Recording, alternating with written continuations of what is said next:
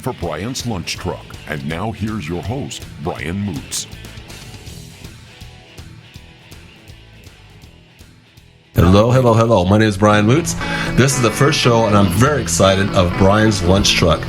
Music and talk from the Queen of the Coast. And by the way, the Queen of the Coast, for all of you who might have just moved here or just come from underneath a rock or visiting, is actually Rincon. We have a beautiful view. It's a great part. It's a storied surf spot, and we live in Carpinteria, storied town. My show, my idea is to bring people you wouldn't normally meet, the everyday people I've found to be extraordinary. And today we have Will Loomis, a local composer. We'll be talking about his new piece he's composing, dealing with global warming. He wants to premiere, hopefully at the Alcazar Theater.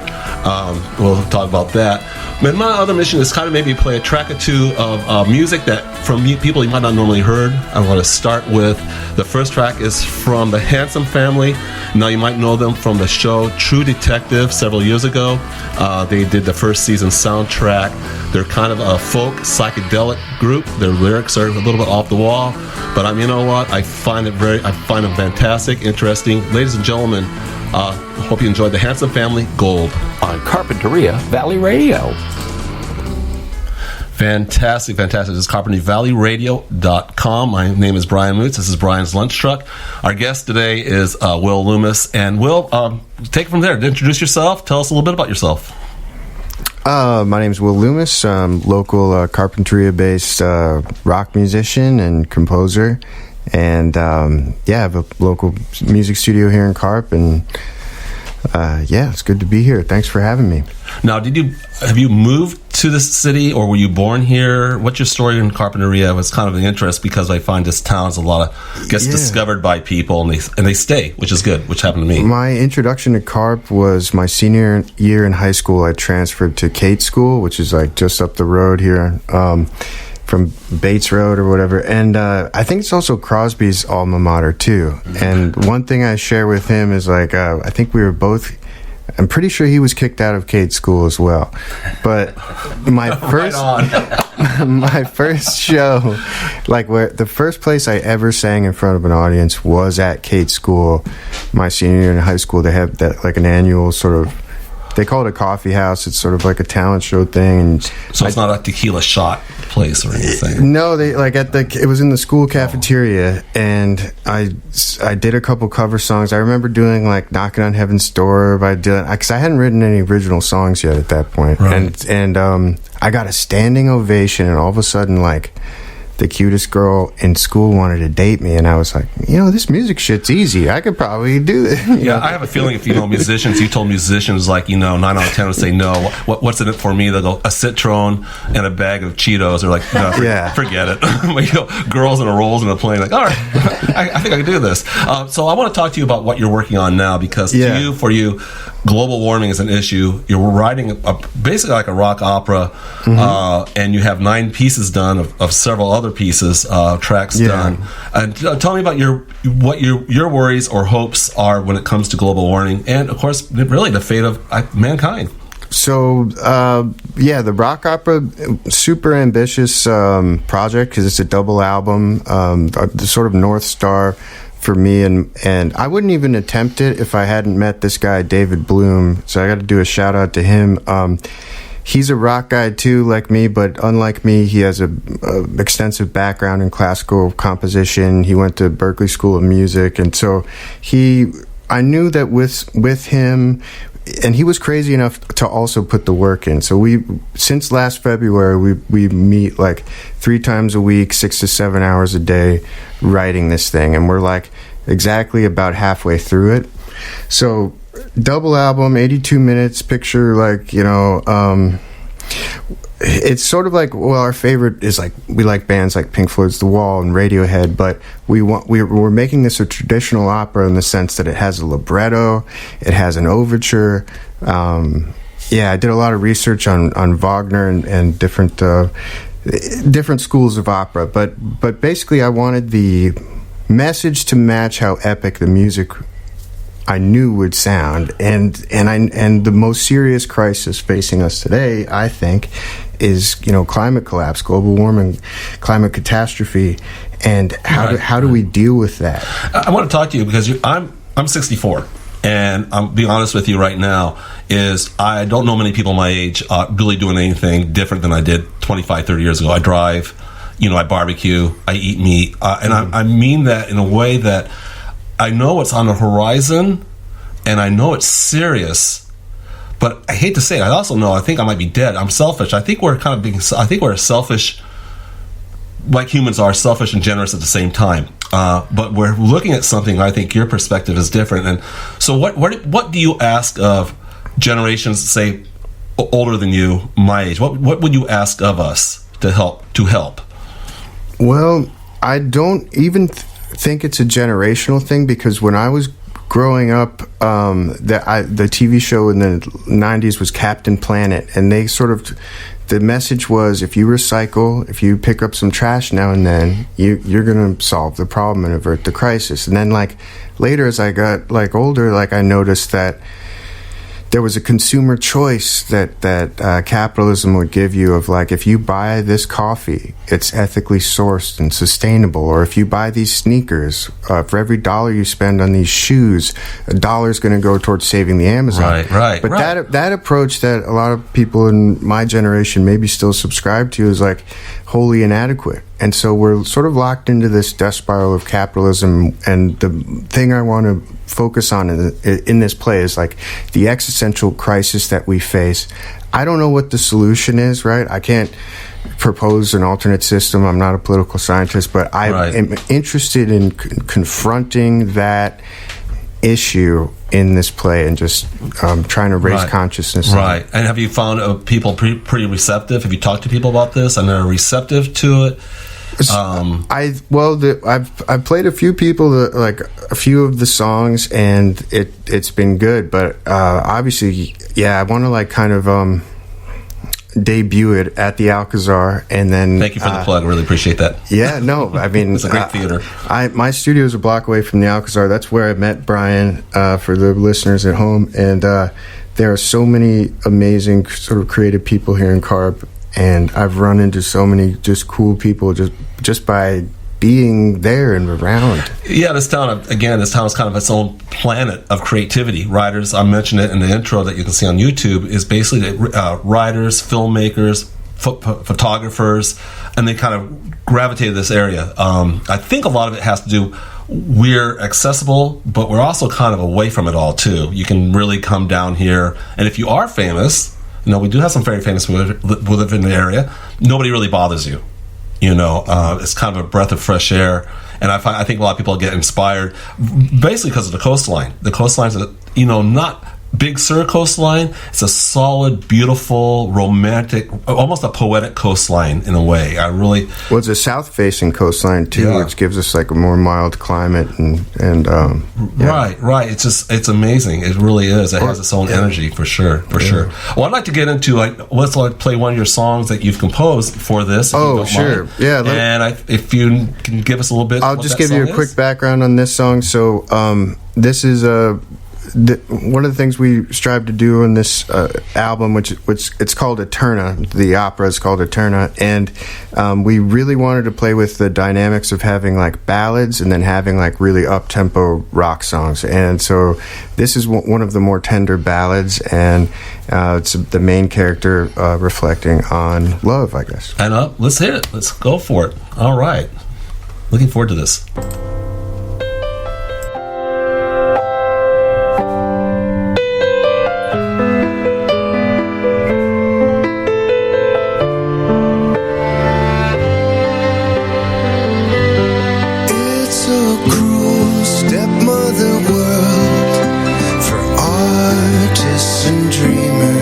And LA has a way of breaking the hearts of true believers.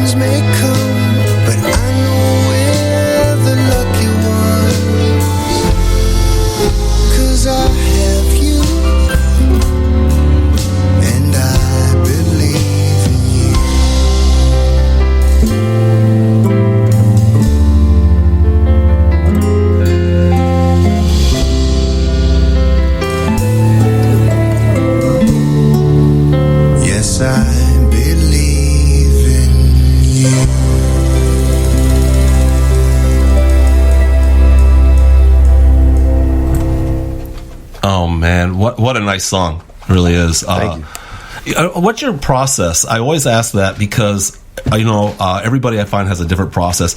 Usually it boils down to this though, just doing it. Going in the studio, going into the room, going into something, and just doing it. And what's kind of your process?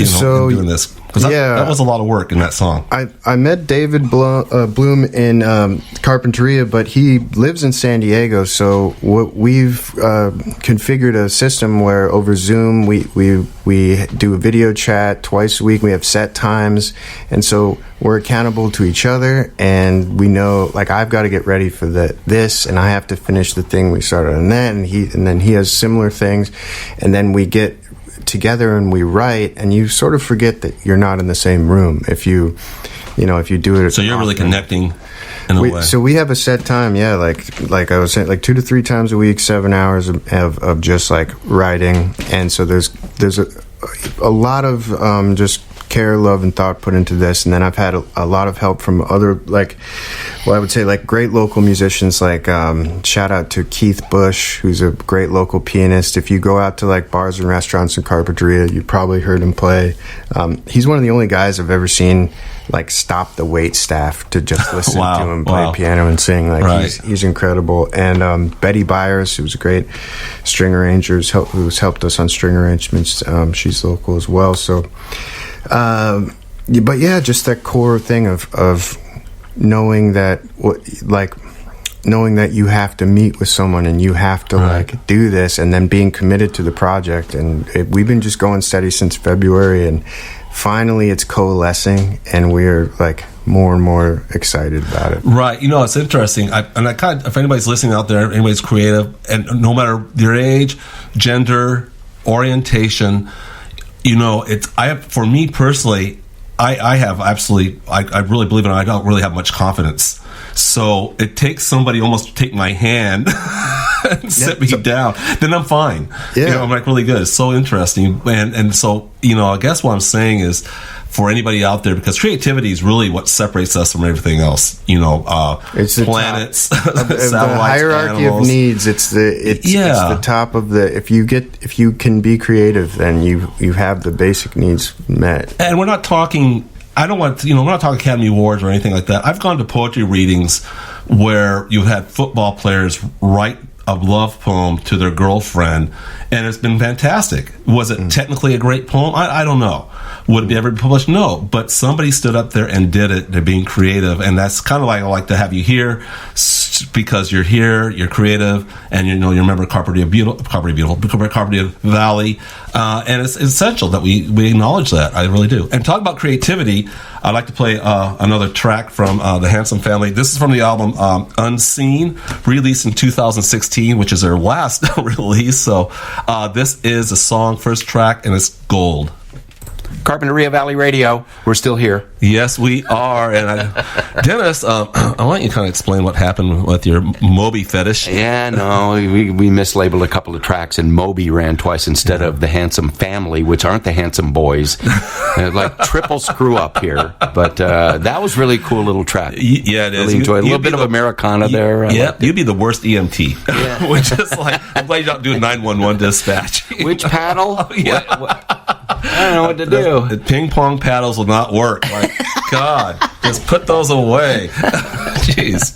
My God. Well, congrats on this first episode. It's been a real joy, and a great interview with Will. Will, thank you for coming. Will. Thank you. Thanks for having me. I've enjoyed it. You know what? It's been a pleasure.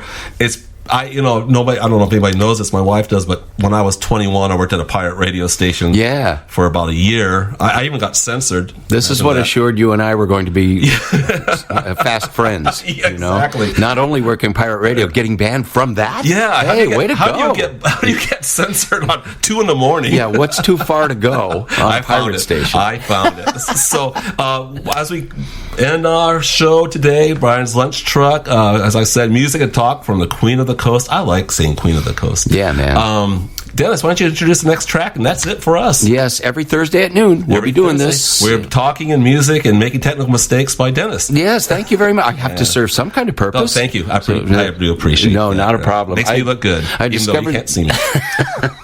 I discovered this a few days ago. Honestly, it languished in my hard drive for about 3 years.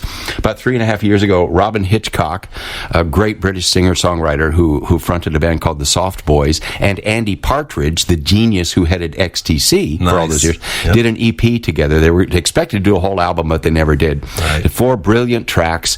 The EP is called Planet England, and this is the title track. It just knocked me on my butt. Let's hear it. All right. We'll talk to you next week on Bryan's Lunch Truck. Yeah, goodbye, Carpinteria, for now. Carpinteria Valley Radio. Bryan's Lunch Truck pulls in every Thursday at noon Pacific at CarpinteriaValleyRadio.com.